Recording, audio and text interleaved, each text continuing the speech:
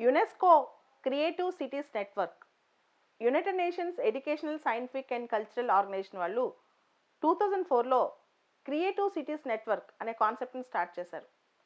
ఈ క్రియేటివిటీ ద్వారా ఏ సిటీలో అయితే బెస్ట్ క్రియేటివిటీస్ ఉన్నాయో వాటిని గుర్తించడం ద్వారా ఆ సిటీస్ని డెవలప్ చేయటం, దాంతోపాటు సస్టైనబుల్గా ఆ సిటీస్ని డెవలప్ చేయటం అండ్ స్ట్రాటజిక్గా క్రియేటివిటీ అనే కాన్సెప్ట్ వాడి ఆ సిటీకి మంచి పార్ట్నర్షిప్స్ ఇన్వెస్ట్మెంట్ తీసుకురావటం దీనిలో ఉన్న లక్ష్యం అన్నమాట.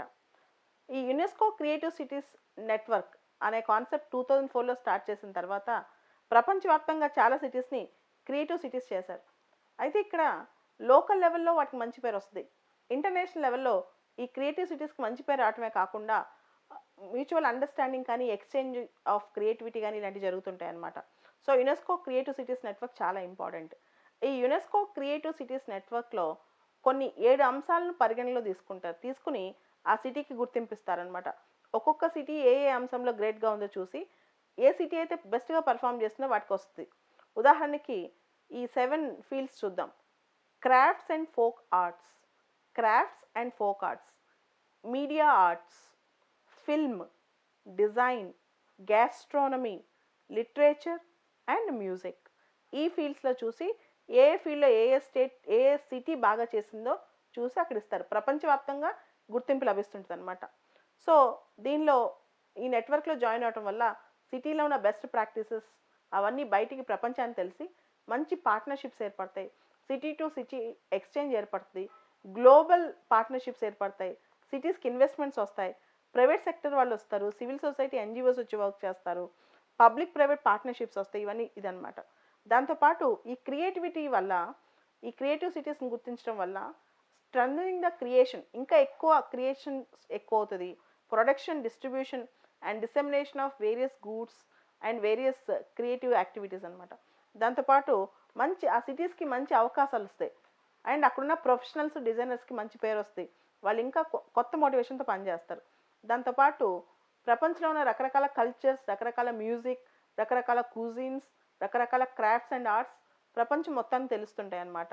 దాంతోపాటు సస్టైనబుల్ డెవలప్మెంట్, ఈ క్రియేటివిటీ పేరు రాగానే చాలా కాలం పాటు ఇది ఇలా నిలిచిపోద్ది. సో ఒక బ్రాండ్ నేమ్ ఎస్టాబ్లిష్ అయ్యాక ఆటోమేటిక్గా దాన్ని అందరూ గుర్తిస్తారనమాట.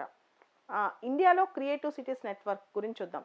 యునెస్కో వాళ్ళు క్రియేటివ్ సిటీస్ నెట్వర్క్లో ఇండియాలో ఏ ఏ సిటీస్ని గుర్తించారు, ఎలా గుర్తించారు, 2019లో ఏం గుర్తించారో చూద్దాం. యాజ్ ఆఫ్ నవంబర్ 2019, నవంబర్ 2019 నాటికి there are 5 Indian cities in UNESCO creative cities network. November 2019 నాటికి there are 5 Indian cities in the UNESCO creative cities network. So first Jaipur, crafts and folk arts in 2015, Jaipur crafts and folk arts in 2015. రెండోది Varanasi, creative city of music 2015.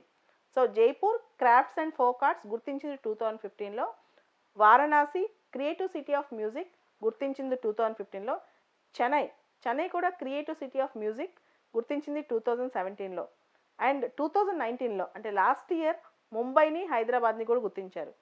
Mumbai for films, మనందరూ తెలుసు కదా Bollywood, Mumbai for films in 2019, Hyderabad for gastronomy, GISTRONOMY for 2019. Gastronomy అంటే divorce cuisines, divorce foods, మనందరికి తెలుసు Hyderabad is very very important అని. And ప్రపంచవ్యాప్తంగా చూసుకుంటే మనం ఆల్మోస్ట్ 246 సిటీస్ని క్రియేటివ్ సిటీస్గా గుర్తించారు ఈ రకరకాల 7 ఫీల్డ్స్లో. వరల్డ్ వైడ్గా చూసుకుంటే ఆల్మోస్ట్ 246 సిటీస్ని అనమాట.